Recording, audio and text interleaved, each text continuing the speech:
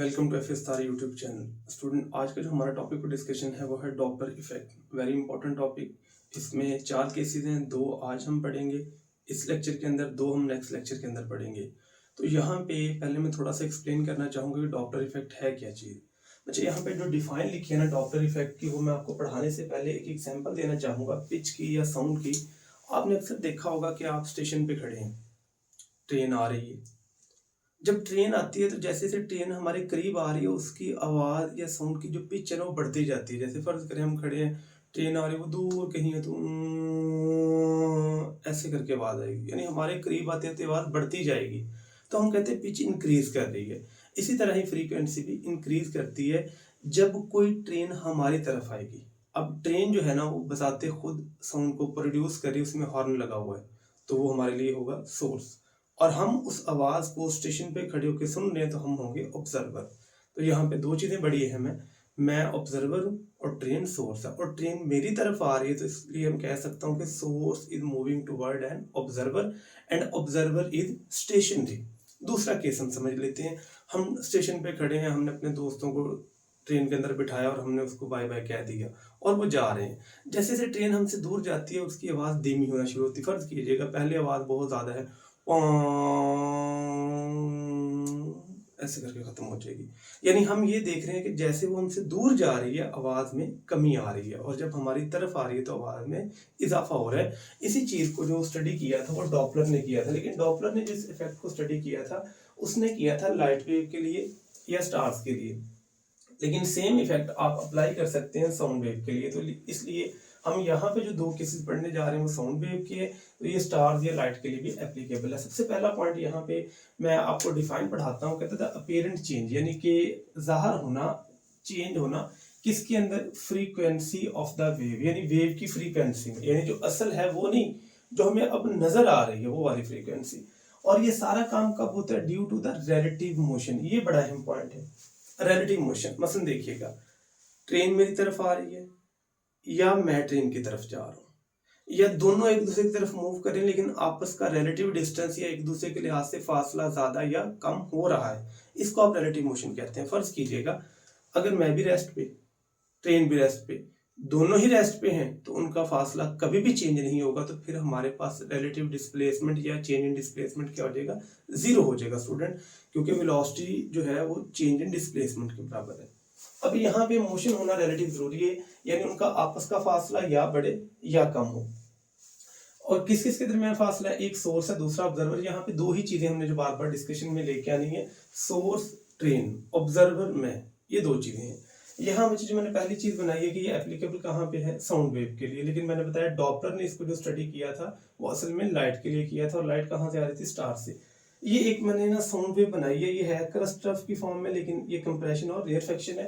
मैंने यहाँ पे अबव एंड बिलो बनाई है ताकि हमारे लिए टॉपिक को समझना आसान हो जाए। अब यहाँ पे बच्चे एक वेव है, इसकी वेवलेंथ है लैम्डा। फर्ज कीजिएगा यहाँ पे ट्रेन है और ट्रेन के अंदर से साउंड पैदा हुई है, तो ये साउंड की जो वेवलेंथ है ना वो लैम्डा है। इस साउंड की जो स्पीड है अपनी, यानी जो हॉर्न के अंदर से आवाज पैदा हुई है, ये उसकी बात कर रहे हैं, ना कि ट्रेन की स्पीड की। ये बड़ी अहम चीज है। और इसकी जो फ्रीक्वेंसी है वो एफ है। तो फार्मूला हमारे पास होता है v is equal to f lambda. तो एफ का फार्मूला बनेगा v ओवर लैम्डा, तो ये एफ का फार्मूला। इसी तरह लैम्डा का फार्मूला बनेगा v ओवर एफ। तो ये तब आपने यूज करनी है चीजें जब आपसे कहा जाएगा speed of sound, frequency of sound and wavelength of sound. ये तब की बात है जब ट्रेन के अंदर से साउंड पैदा हुई है और हॉर्न के अंदर से आवाज बाहर आ रही है। अब ये केस 1 है। केस 1 में यहाँ पे लिखा है source moving toward stationary observer, यानी कि ये आप या मैं खड़ा हूं, यहाँ पे हम ऑब्जर्वर हैं, और ट्रेन या कोई कार जो है ना ये मूव कर रही है। इसकी स्पीड है यूएस, यानी स्पीड ऑफ सोर्स, और यू नॉट या यू ओ का मतलब है स्पीड ऑफ ऑब्जर्वर, जो कि किसके बराबर है, 0। हमने ये माना है कि अभी हम रुके हुए हैं, हम नहीं मूव कर रहे, हम अपनी जगह पे हैं, लेकिन ट्रेन हमारी तरफ आ रही है। अब देखिएगा यहाँ पे होगा क्या कि ये 2 तरह की मैंने यहाँ पे वेवलेंथ बनाई है, इन दोनों को मैं एक्सप्लेन करता हूँ। अब यहाँ मुझे एक चीज तो पता है कि जब ट्रेन मेरी तरफ आ रही तो मुझे आवाज ऊंची या पिच इंक्रीज होती सुनाई देगी। सेम आप लोगों के पास अगर आप v का फार्मूला देखिए एफ लैम्डा, तो एफ का फार्मूला बनेगा v ओवर लैम्डा। अब इस ऑब्जर्वर को जो आवाज सुनाई देगी वो एफ प्राइम है, इसे आप अपीरेंट फ्रीक्वेंसी कहेंगे। और जो असल में थी वो फ्रीक्वेंसी थी f। अब यहाँ पे f का फार्मूला बनेगा v ओवर लैम्डा, तो f प्राइम का फार्मूला आएगा v ओवर लैम्डा प्राइम। ये पॉइंट सबसे अहम याद रखिएगा स्टूडेंट। अगर ये सुन ले, ये बड़ी अहम बात है, नोट कीजिएगा, अगर कभी भी मूव कर रहा है वहां पे सोर्स, तो फिर जो चेंज आता है ना वो लैम्डा के अंदर चेंज आता है, ये बात याद रखनी है। अगर वहां मूव कर दिया ऑब्जर्वर, तो फिर आपने चेंज लेके ना वे के अंदर। तो इन दोनों केसेस में मैंने चेंज या प्राइम किसके ऊपर लगाया, लैम्डा के ऊपर, वे के ऊपर नहीं लगाया हुआ। ये बात आप लोगों ने याद रखनी है। अच्छा देखिएगा, अच्छा जब ये चीज आ रही है, ट्रेन हमारी तरफ आ रही है, तो ट्रेन जो है ना वो आवाज पैदा करने के साथ साथ ऐसे आवाज को दबा भी रही है, तो उसकी वेवलेंथ में डिक्रीज आ रहा है। पहले उसकी वेवलेंथ थी लैम्डा, ये रेड कलर पहली वाली वेवलेंथ है। अब जब उसने मूव किया और मूव करके उसने आवाज को कंप्रेस कर दिया, तो कंप्रेस करने से इसकी लैम्डा डिक्रीज होगी। तो इस केस में क्या होगा कि लैम्डा में डिक्रीज आएगा, लैम्डा डिक्रीज कर जाएगी, और इस वजह से फ्रीक्वेंसी क्या करेगी, इंक्रीज। तो इस वजह से फ्रीक्वेंसी इंक्रीज की है कि लैम्डा यहाँ पे क्या हुआ है, डिक्रीज। ये सबसे इंपॉर्टेंट पॉइंट था। बिल्कुल सेम यहाँ पे हम अप्लाई करेंगे, लेकिन वो इसका ऑपोजिट होगा। अब यहाँ पे हुआ क्या है कि यहाँ पे वेवलेंथ के अंदर थोड़ा सा चेंज आया है। अगर देखा जाए तो ये लैम्डा के अंदर चेंज आया है। पहले लैम्डा थी, बाद में लैम्डा प्राइम होगी, तो इस चेंज का नाम होता है डेल्टा लैम्डा। इस डेल्टा लैम्डा का नाम हम रखते हैं डॉपलर शिफ्ट। ये बात याद रखिएगा। डॉपलर शिफ्ट क्यों आती है, डेल्टा लैम्डा यानी चेंज इन वेवलेंथ ये आएगी जिस वजह से ये आई, ये सोर्स की स्पीड की वजह से divide by frequency of sound आएगा। तो ये डेल्टा लैम्डा का फार्मूला क्या होता है, यूएस ओवर एफ। और इस चीज को आप लोग कहते हैं change in wavelength due to the motion of source not observer. तो मैंने पहले ये चीज बताई, लैम्डा में जब भी चेंज आएगा बच्चों, लैम्डा में चेंज हमेशा किसकी वजह से आएगा, सोर्स, ना कि ऑब्जर्वर की वजह से। यहां तक मेरी बात आप लोगों को क्लियर हो चुकी। आगे मैं एक्सप्लेन करता हूं कि लैम्डा प्राइम कैसे निकलेगा। ये बड़ी अहम बात है। देखिएगा, पहले वेवलेंथ थी लैम्डा, बाद में होगी लैम्डा प्राइम जो कि कम हुई है। असल में हमें निकालनी है लैम्डा प्राइम, क्योंकि यहाँ लैम्डा प्राइम ही हमें चाहिए। अब देखा जाए, पहली वेवलेंथ लैम्डा थी, अब उसमें से कुछ कम होगा तब जाके ये लैम्डा प्राइम क्या करेगी, डिक्रीज करेगी। तो बच्चों क्या हुआ, लैम्डा प्राइम निकालने के लिए हमें इस पूरे लैम्डा में से डेल्टा लैम्डा को क्या करना पड़ा, माइनस करना पड़ा। यानी लैम्डा प्राइम ने होना था डिक्रीज, तो जितनी वेवलेंथ पहले थी उसमें से कुछ पोर्शन माइनस हुआ है, प्लस नहीं हुआ। अगर प्लस होगा तो वो इंक्रीज हो जाएगी, हमें तो लैम्डा डिक्रीज करवानी है। तो यहाँ पे लैम्डा का फार्मूला वही जो हम लोगों ने यहाँ पे यूज किया था, जो कि असल में थी v ओवर एफ। तो यहाँ मैं पुट करूंगा v ओवर एफ माइनस बच्चों आएगा यू एस ओवर एफ।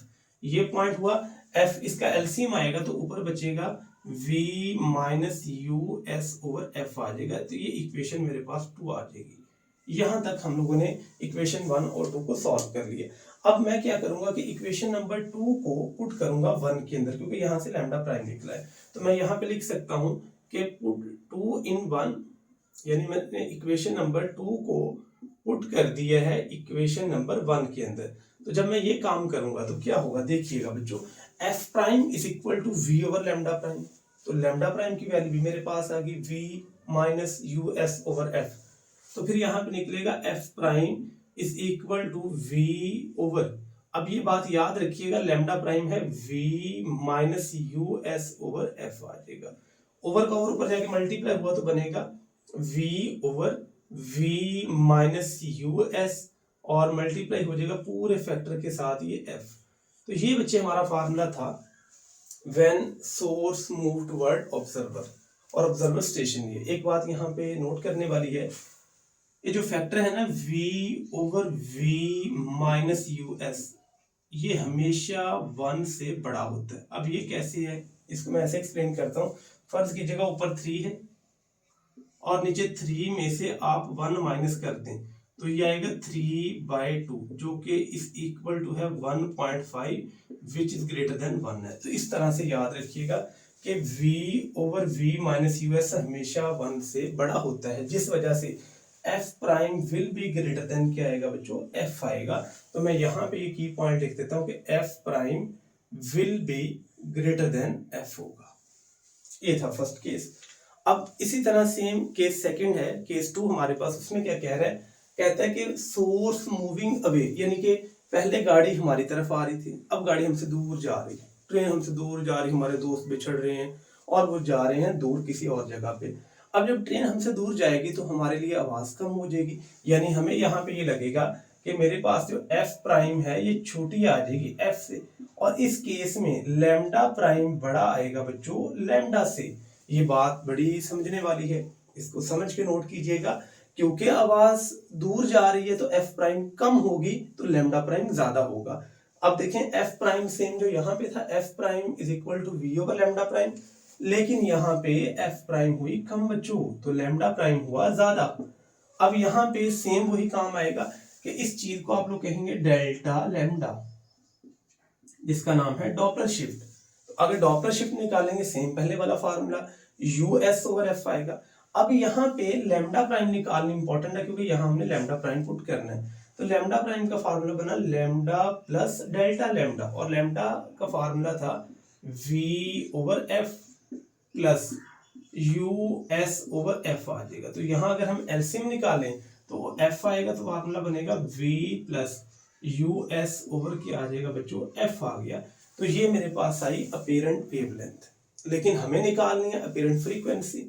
तो मैं यहाँ पे लैम्डा प्राइम पुट करना चाहूंगा तो लैम्डा प्राइम तो मैंने यहाँ से निकाल लिया बच्चों, तो यहाँ मैं पुट की वैल्यू, तो एफ प्राइम मेरे पास बना F prime will be equal to we over lambda prime, और लैम्डा प्राइम की वैल्यू यहाँ मैं पुट करने जा रहा हूँ V plus U S over आ गया एफ, और ये ओवर का ओवर ऊपर जाके हो गया मल्टीप्लाई, तो फार्मूला बना v over v plus you s और ब्रैकेट में आएगा साथ में एफ आ जाएगा।